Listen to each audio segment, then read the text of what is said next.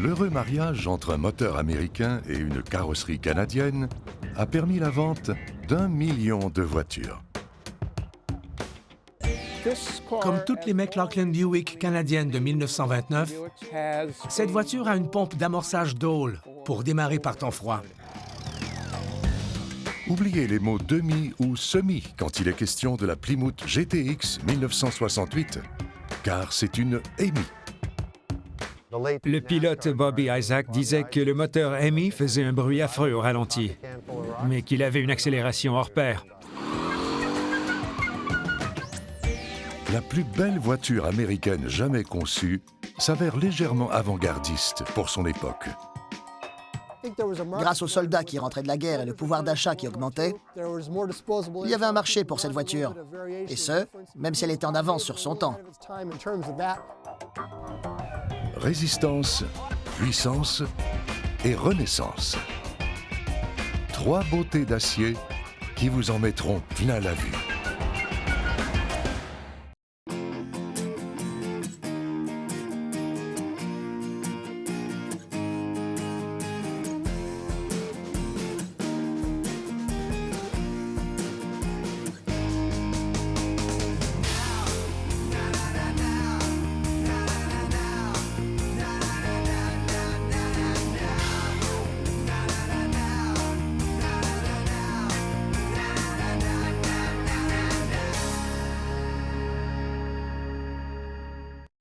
Quand on est féru d'automobile, on ne peut pas se contenter de posséder une seule voiture.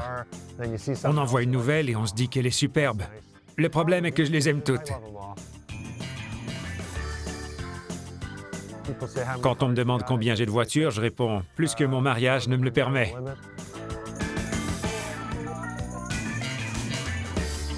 Jim Bodanis possède une bonne vingtaine de voitures haute performance des années 1960 et du début des années 1970. L'une de ses plus récentes acquisitions et l'une de ses plus belles trouvailles est cette magnifique Plymouth GTX 1968.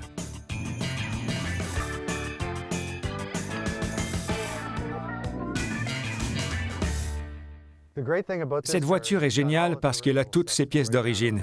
Le silencieux, le filtre à air, les durites, les courroies, absolument tout. Elle n'a pas été modifiée. Elle est comme à sa sortie de l'usine. Je n'avais jamais possédé de voiture avec autant de pièces d'origine. En plus, il y a ce moteur EMI. Le légendaire moteur EMI a été conçu en 1966 par Chrysler, qui, en plus de chercher à gagner la guerre des chevaux vapeur, souhaitait porter un coup décisif. Le constructeur voulait utiliser le EMI surpuissant dans les courses de NASCAR, mais il devait d'abord le présenter dans les salles d'exposition et le vendre au public. Ces moteurs étaient fabriqués pour atteindre 425 chevaux vapeur, mais c'était surtout à l'intention des compagnies d'assurance. On a 425 chevaux vapeur selon le régime du moteur, mais si on augmente ce dernier, on approche des 500 chevaux vapeur. Pour Jim, cette voiture est une trouvaille inespérée. Un de mes amis m'a parlé de cette voiture. Quand je suis allé la voir, elle était sous des couvertures, des boîtes, avec tout le bric-à-brac qu'on peut trouver dans un garage. J'en ai fait le tour et j'ai vite compris que c'était un diamant brut. Ceux qui étaient passés avant moi n'avaient pas su voir au travers de la crasse et tout ce qui s'entassait sur la voiture depuis 35 ou 40 ans. J'ai vérifié les pièces qui manquent normalement.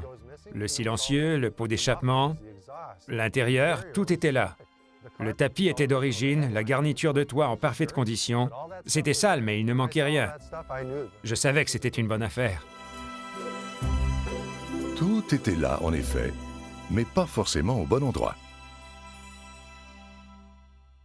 Quand j'ai ouvert le capot, le bloc en biellé était là, mais pas les culasses, ni le collecteur d'admission, ni le filtre à air. Il n'y avait que le bloc moteur. J'ai demandé où était le reste et le gars m'a dit « dans le coffre ». Je lui ai demandé pourquoi et il m'a répondu que c'était comme ça quand il avait acheté la voiture et qu'il n'avait touché à rien. Je suis allé voir dans le coffre et toutes les pièces étaient là. Le premier propriétaire avait commencé à modifier le moteur, mais il avait fini par abandonner. Le deuxième propriétaire, celui qui l'a vendue à Jim, n'y a jamais mis les mains.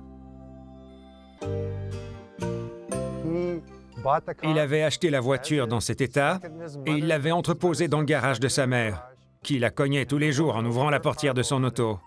Tous les jours, pendant 35 ans.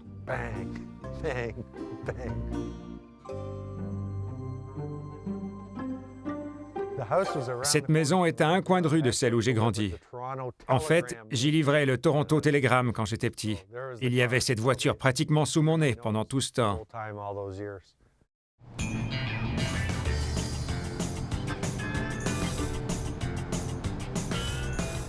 Ce que j'aime, ce sont les survivantes, c'est-à-dire des voitures qui sont demeurées intactes avec la peinture et le plus d'éléments d'origine possible. On peut restaurer 1000 fois une voiture, mais elle n'est dans son état d'origine qu'une seule fois. J'ai déjà acheté des voitures que j'ai dû restaurer, mais ce sont surtout les survivantes qui m'intéressent.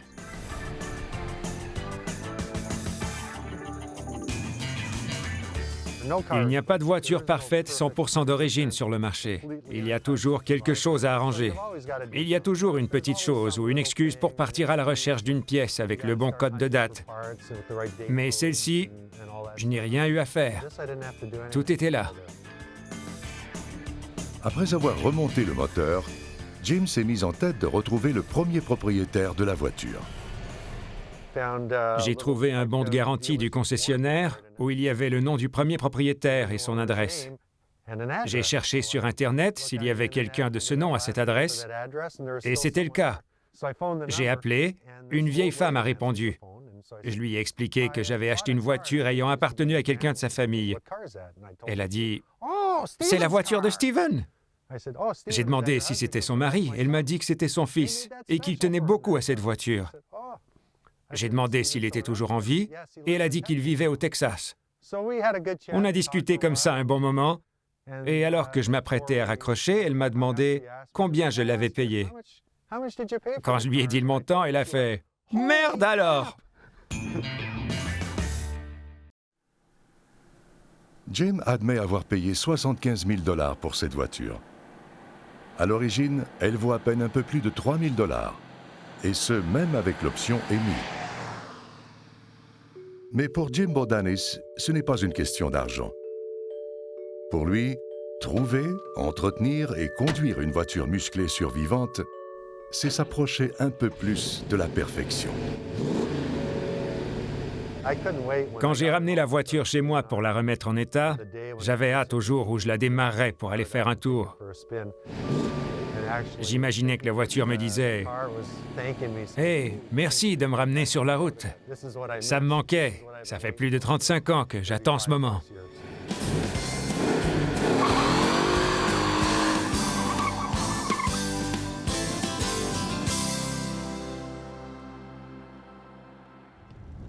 Si les automobiles pouvaient parler, cette McLaughlin Buick 1929 dirait sans doute qu'elle n'est tout de même pas si mal pour une vieille citoyenne des froides contrées du Nord.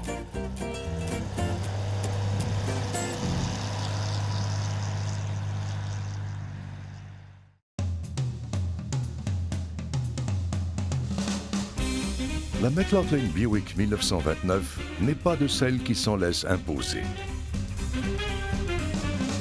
Si on la compare aux voitures populaires de la même époque, comme le modèle A de Ford, qui avait un moteur 4 cylindres, on voit que cette Buick, avec ses 6 cylindres, avait une bonne puissance.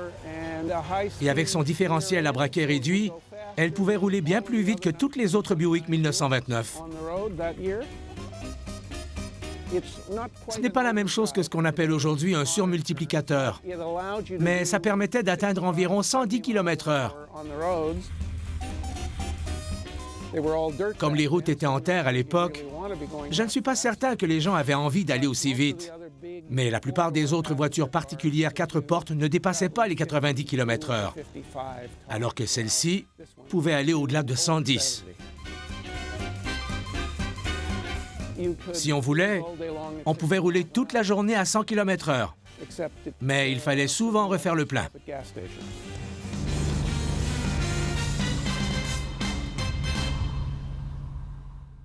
Quand Bill McLaughlin a décidé d'acheter une vieille voiture, il s'est dit qu'avec son nom de famille, le choix d'une McLaughlin s'imposait. Après avoir longtemps cherché, il a fini par trouver quelqu'un qui, premièrement, avait une McLaughlin à vendre et qui, deuxièmement, lui a posé la question à laquelle Bill a répondu des centaines de fois. Il m'a demandé quel était mon lien avec la McLaughlin Motor Car Company. J'ai répondu comme on l'a toujours fait dans la famille. Il y a un lien de parenté, mais pas assez proche pour vivre de nos rentes. Il m'a dit qu'il avait un Roadster à 6 roues dans sa grange, à Nantel. Je ne connaissais pas assez les vieilles voitures pour savoir que le Roadster à 6 roues avait 2 roues dans les ailes. Je me suis imaginé qu'elle avait des roues jumelées, comme un camion. Je lui ai demandé si je pouvais la voir et il a dit, bien sûr, elle est à vendre. J'y suis allé et dès qu'il a enlevé le drap, j'ai su que c'était la voiture qu'il me fallait.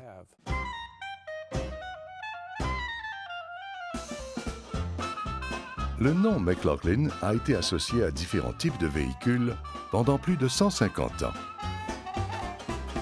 La McLaughlin Carriage Company avait été le plus gros constructeur de voitures tirées par des chevaux de l'Empire britannique. 2 fils de Robert McLaughlin ont décidé de se lancer dans la construction automobile malgré la désapprobation de leur père. Ils choisissent d'installer leur usine dans la ville même où leur père a connu le succès, à Oshawa, en Ontario. Sam, le fils aîné, est un ami de Will Durant, propriétaire de Buick, situé à Détroit, aux États-Unis. Durant accepte de fournir des moteurs Buick pour les voitures McLaughlin. C'est ainsi que la McLaughlin Buick est née en 1907. Cette nouvelle automobile devient aussitôt populaire et on en construit des milliers au cours des 40 années suivantes. En 1943, on décide de laisser tomber le nom McLaughlin. La seule différence que j'ai pu trouver est qu'il est écrit McLaughlin Buick Canada sur le badge du radiateur, qui n'est pas situé au même endroit que sur les automobiles construites aux États-Unis. On retrouve la même inscription sur les enjoliveurs. La différence la plus importante, toutefois, celle qui indique clairement l'origine canadienne de cette automobile, c'est celle-ci. La pompe d'amorçage d'eau est un ajout qui a été fait au Canada. Mais par la suite, c'est devenu un accessoire de base qu'on retrouvait sur presque toutes les Buick 1929. Le principe, quand on l'actionne, c'est qu'on aspire le carburant de la canalisation d'essence pour ensuite le réinjecter dans les culasses, ce qui donne un démarrage quasi instantané par temps froid. Puisque Bill McLaughlin possède sa McLaughlin Buick, il ne lui reste qu'à la conduire, non? Je l'ai fait transporter à Toronto et je l'ai mise dans mon garage. Je me suis alors demandé ce que j'allais faire. Je n'avais jamais fait de vidange d'huile. Je me suis donc inscrit à des cours du soir au Centennial College, où j'ai suivi un cours sur les moteurs. Le professeur nous a aidés, un autre gars et moi, à comprendre nos manuels, nos carburateurs verticaux, nos boîtes de vitesse et ce genre de choses. J'ai ainsi appris à faire l'entretien de ma voiture. Je suis allé dans des ateliers d'usinage parce que je n'avais pas les gros outils nécessaires pour rectifier les soupapes, les roulements de la voiture et autres. J'ai aussi remonté moi-même le moteur, avec quelques conseils d'autres personnes. Il y a 2 ans, j'ai refait tout le filage. J'ai changé 2 fois les freins. Je peux m'occuper d'à peu près tout ce qu'il y a à effectuer pour l'entretien de cette automobile, parfois avec l'aide de quelqu'un. Cette voiture possède autant d'éléments d'origine qu'il est possible d'avoir pour qu'elle puisse rouler. Elle n'a jamais été repeinte et, comme vous pouvez le voir, la peinture sur le capot est tellement usée que le métal apparaît. Il y a beaucoup d'éclats de peinture. Je conduis ma voiture tous les étés. Je fais un peu plus de 3000 km par an. Je l'utilise surtout pour me rendre aux grands rendez-vous des Buick et des McLaughlin Buick. Cette année, j'ai fait l'aller-retour en Iowa, ce qui représente 2970 km. Et l'an prochain, ce sera Boston. Cette auto se conduit toute seule. On monte et on part.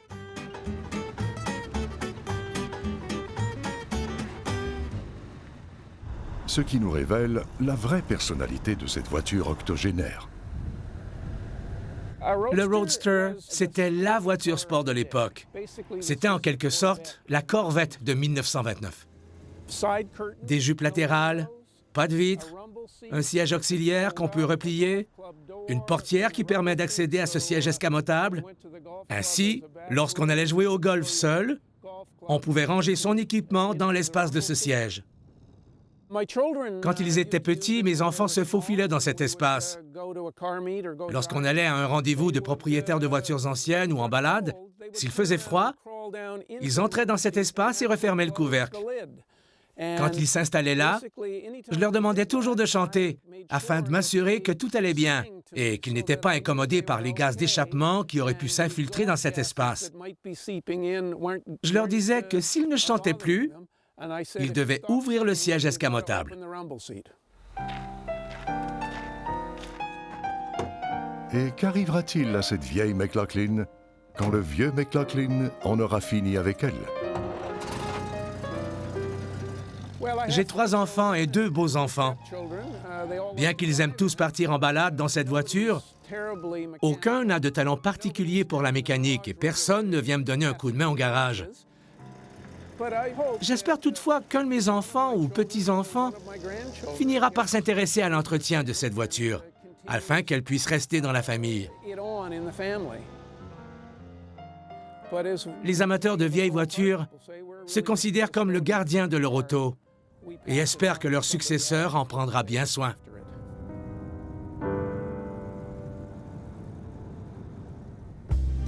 Toutes les beautés d'acier doivent être dorlotées.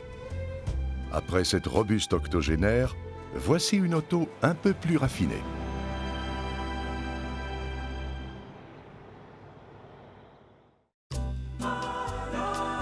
On a dit du coupé Studebaker Starliner Commander 1953 que c'était la plus belle voiture jamais conçue en Amérique.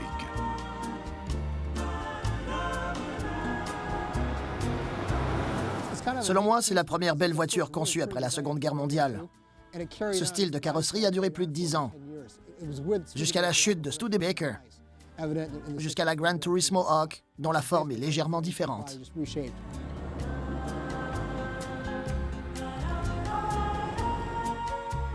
Le coupé Studebaker est l'œuvre de Raymond Loewy. Au cours de ses 50 ans de carrière, ce concepteur industriel a travaillé sur une quantité incroyable d'objets modernes et moins modernes. Des locomotives pour les chemins de fer de la Pennsylvanie à différentes automobiles. Studebaker a engagé Loewy pour dessiner son premier modèle d'après-guerre. Le coupé Starliner est si différent des autres voitures de l'époque qu'on l'appelle encore le coupé Loewy. Le style de la carrosserie était si différent que la voiture s'est retrouvée dans une catégorie à part. La majorité des voitures des années 1950 étaient saturées de chrome. Celle-ci était basse, simple, avec des lignes pures et aucun excès. On l'a publicisée en disant que c'était une voiture américaine avec une touche européenne.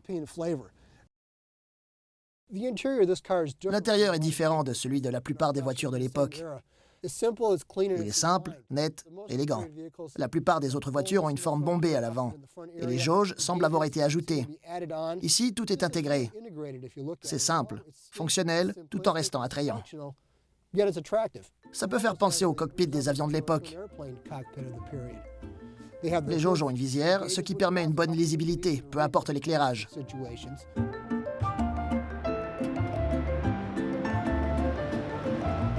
Studebaker, une entreprise innovatrice, se positionnait à l'avant-garde avec cette voiture aux lignes pures. Bien qu'elle ait toujours été sous-financée, Studebaker a toujours été en avance sur son temps. À la fin du 19e siècle, Studebaker a été le premier constructeur à concevoir une voiture électrique. L'entreprise est demeurée indépendante la majeure partie de sa vie et a même survécu à la Grande Dépression.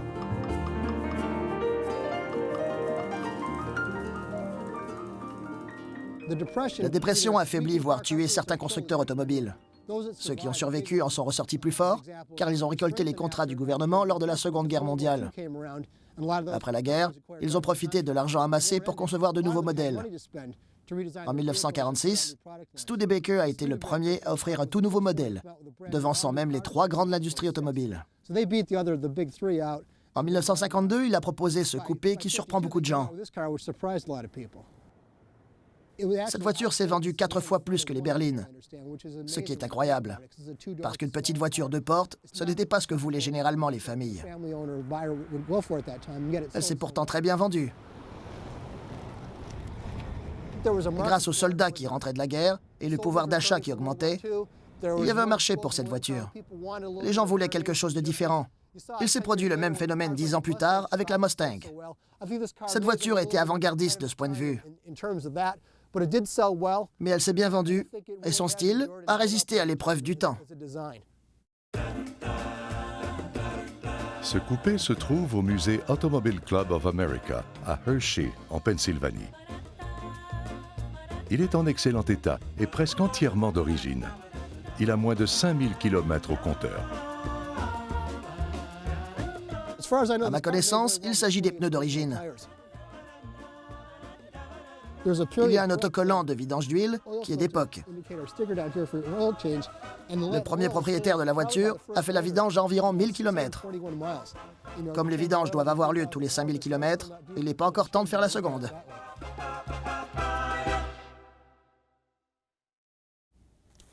À l'époque, les voitures étaient fabriquées à l'usine, mais certaines pièces de finition étaient assemblées à la main. On peut voir de petits défauts à l'intérieur et sur la carrosserie.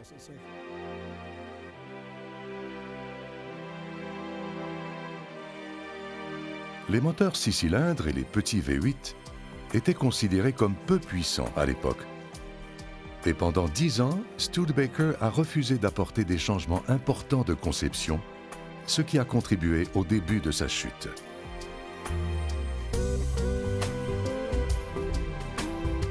Il y a beaucoup d'éléments qui ont conduit à la mort de l'entreprise.